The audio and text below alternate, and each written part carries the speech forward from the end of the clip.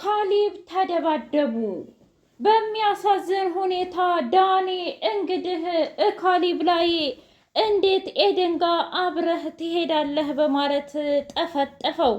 ካሊብ ደነገጠና ቆይ አንተ የቅናት መንፈስ እንዴት ብሎ ነው የያዘህ? ሲቀጥል አባዬ ጋር መታ ሸኛት ተብዬ ሸኘሁ እንጂ ምን አደረግኩኝ? እረ ያንተስ የብቻው ነው፣ እኔ እንዲያንተ ባለጌ አይደለሁም ብሎ አለው። እና እኔም ባለጌ እያልከኝ ነው ማለት ነው? አዎና። ታዲያ ባለጌ ያልሆነ ሰውማ እንዴት ብሎ እንደዚህ አይነት ነገር ሊያደርግ ይችላል? ለማንኛውም ግን አርፈህ ስራህን ህይወትህን ብትቀጥል ይሻልሃል፣ ካልሆነ ግን ከኔ ጋር ጦርነት ይቅርብህ ብሎ አለው። ዳኒ እጅጉን ደነገጠ። ኤዱ አባባን አባዬ አሁን ስርችት ብሎኛል የዳኒ ነገር፣ እናም እሰጥሃለሁ ያልከውን ገንዘብ እንዳትሰጠው፣ በቃ በራሱ እንዲቋቋም እፈልጋለሁ ብላ አለችው።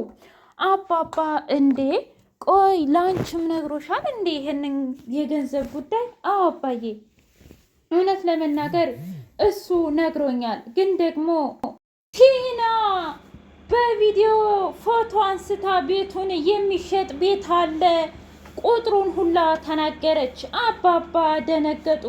እኔ ምልሽ ቲና፣ ቆይ ግን አዲስ ቤት ገዝተሽልን ነው ወይስ ደግሞ ምንድን ነው ብሎ ሲላት፣ ለምን አባዬ አለችው። ታዲያ እንግዲያ እኔ እኮ ቤቱን በአንቺ ስም ያደረግኩት ባለትዳርና እንዲሁም እኔን ስለምትጦሪኝ ብዬ ነው። አንቺ ግን አላማሽ ሌላ ነው። አባዬ እሱን ቀስ ብለን ብናየው አይሻልም? በዛ ላይ ደግሞ እንዴት ነው እንደ መጥፎ ሰው የምታየኝ? ማለቴ መጥፎ አስተያየት፣ የሆነ ወንጀል የሰራሁ አይነት አስተያየት ነው የምታየኝ። አረ ተረጋጊ የኔ ልጅ ተረጋጊ። ታይ ግን ትሰማኛለህ? ያንተ ካሊብ ተብዬው አይደል እንዴ ገና እኔን ሳይፈታኝ ከሴት ጋር አስፓልት ለአስፓልት ተያይዞ የሚሄደው? ቢሆንም ተረጋጊ የካሊብ አባት። እንግዲህ አታናደኝ። ምን ነው በአንድ ቃል ሁለቴ ትደግሚያለሽ እንዴ? አንዴ አባዬ፣ አንዴ ካሊብ አባት። ወይ ጉድ! ለካ መቆየት ብዙ ነገር ያሳያል። ለማንኛውም ቲና አረማመድሽን ቀስ አርገሽ ብትራመጅ ጥሩ ነው። ካልሆነ ግን ከከፍታ ላይ አንድ ጊዜ ከወደቅሽ መነሻሽ ሩቅ ነው የሚሆነው ብሎ አባባ በደንብ አድርጎ ነገራት። ሌላ በሚያሳዝን ሁኔታ ኤዱ እንግዲህ ከዳኒ ጋር በሚወሩበት ጊዜ እንዲሁም ደግሞ ዳኒ አባባን እኔ መደበቅ ሰልችቶኛል፣ ስለዚህ ሁሉንም ነገር ለቲና እናገራለሁኝ ብሎ ሲል፣ ንገራታ፣ እኔ ምንም ማፍርበት ነገር አለኝ? የገዛ እህት ትፈር እንጂ እኛ በቁማችን ልታቃጥለንና በቁማችን ከቤቱ ጥሉትለን አይደለም እንዴ? እስኪ ንገረኝ፣ እውነትም የኔ ልጅ ያገባችው ለገንዘቧ እንጂ ወዳውና ፈቅደው አይደለም? ይኸውልህ ዳኒ፣ አንድ ምክር ልምከርህ እሺ? ሚስትህን ጠበቅ አድርገህ ብትይዝ ይሻልህ ነበር። እውነት ለመናገር የእህትህን ምክር እየሰማህ ገደል እንዳትገባ ብሎ አለው። ሰላም ሰላም! ውድና የተከበራችሁ የቻናሌ ቤተሰቦች እንዴት ናችሁ? ሁሉ ሰላም፣ ሁሉ መልካም። ምን እግዚአብሔር የተመሰገነ ይሁን። ሰላም ነኝ፣ ደህና ነኝ። ለዚህ ቻናል አዲስ የሆናችሁ ሰብስክራይብ በማድረግ ቤተሰብ የሆኑ ነባር ቤተሰቦች ደግሞ ስለምትከታተሉ እጅጉን አድርጌ አመሰግናለሁ። እጅግ አስተማሪውና አጓጌው ትሁት ድራማ እንደቀጠለ ይገኛል።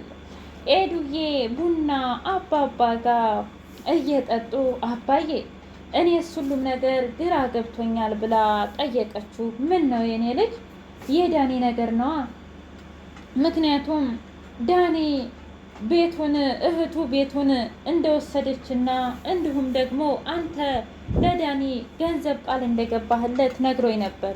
እና ታዲያ ልጅ ግን ገንዘቡን እንድትሰጠው አልፈልግም። ይህ ቤት የሆነ የተደበቀ ያለ ነገር ይመስለኛል። ለምን እንዲህ አልሽ የኔ ልጅ ብሎ ሲላት፣ አላውቅም፣ እናንተ ጋር መግባባቴ እናንተ ጋር መሆኔ እጅጉን ደስ ሲለኝ፣ ግን ሰሞኑን የማየው ዳኒ ላይ የማየው ነገር ጥሩ አይደለም። ምን ተፈጠረ? ምክንያቱም እዚህ ቤት እንድመጣ እናንተን እንዳገኝ በፍጹም እየፈቀደልኝ አይደለም። እንግዲህ እኔ ልጅ ፍቅር አውቃለሁ ሁሉንም ነገር ይሸፍናል እና አንቺ ማድረግ ያለብሽ አንድና አንድ ነገር ነው። እሺ ምንድን ነው?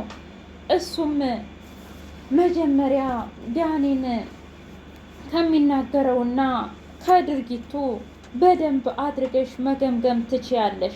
ከዛም በኋላ ዳኒ ያለበትንና የዳኒ አላማ ምን እንደው ትረጃለሽ ብሎ ሲላት ነው ብለህ ነው አባዬ? አዎ እንጂ እኔማ እንዴት ብዬ ሶስተኛ ሰው እገባለሁ የኔ ልጅ። በኋላ ደግሞ አንተ ነህ እንዲያረከኝ አንተ ነህ እያልሽ እኔንም ቢሆን መውቀስሽ አይቀርም። ስለዚህ ይህ ሁሉ ከሚሆን በፊት አንቺ ራስሽ ዳኒን ልትረጂውና እዳኒ ውስጥ ምን እንዳለ ሊገባሽ ይገባል ሳይረፍድብሽ ብሎ አላት። ከዛ ኤዱ መንገዱን እየሄደች አባዬ እኮ ግን ትክክል ነው፣ ዳኒን ከዚህ በኋላ በደንብ አድርጌ እየቀረብኩት እያለ እና በደንብ አሰማምጬ ምን እየተካሄደ እንደው ከኔ ምንን እየደበቀ እንደሆነ ማጣራት አለብኝ፣ ጊዜን ዝም ብዬ በከንቱ ከማባከን እያለች በደንብ አድርጋ የቤት ስራዋን ሰራች። ካሌብ ትሁትን ቲናን እውነት ለመናገር አስጠልተሽኛል፣ እስከምፈታሽ ሁሉ በጣም ነው የቸኮልኩት ብሎ ሲላት፣ ቲና ደግሞ ትሰማኛለህ፣ እባንክ ያለውን ገንዘብህን በሙሉ ወደ እኔ ታዟዙራለህ ብላለችው። ምን ማለት ፈልገሽ ነው? ጭራሽ ብለሽ ደግሞ ገንዘቡንም አልሽ? ቤቱ አይበቃሽም እንዴ? አያያይ ቤቱ አይበቃኝም። እሺ እንደዛ ከሆነ ታዲያ ለምን አንቺ እስከ ቤቱ አታካፌኝም? ምን? አዎና።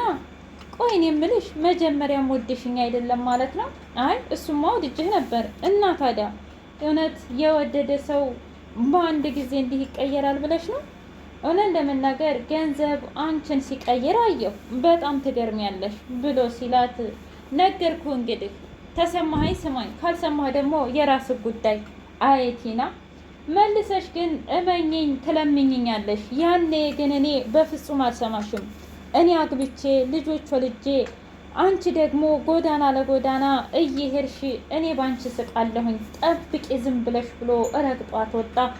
ቲና ወደ ዳኒ ጋር ሄደችና ዳኒ የተፈጠረ ነገርማ አለ አለችው። ምንድን ሆነ ደግሞ? ምን ሆንሽ? እንዴት አንድ ሰው ቤትህን ልንወስደው ነው እየተባሉ ተረጋግተው ይቀመጣሉ? ጭራሽ እኮ እነሱ ሳይሆኑ እኛ የምንወጣን ነው የሚመስለው። እንዴ ታዲያ ምን ችግር አለው?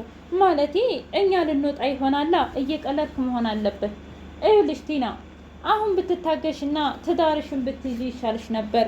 ነገር ግን በኋላ እንዳይጸጽትሽ። እኔን ግን 8 ቀን ጠብቂኝና ሁሉንም ነገር እነግርሻለሁ ብሎ አላት። ቆይ ለምንድን ነው አንተ የማትነግረኝ? ሁልጊዜ 8 ቀን አሁንስ ሰለችኸኝ። አይ አሁንማ በፍጹም መናገር አልችልም ቲና።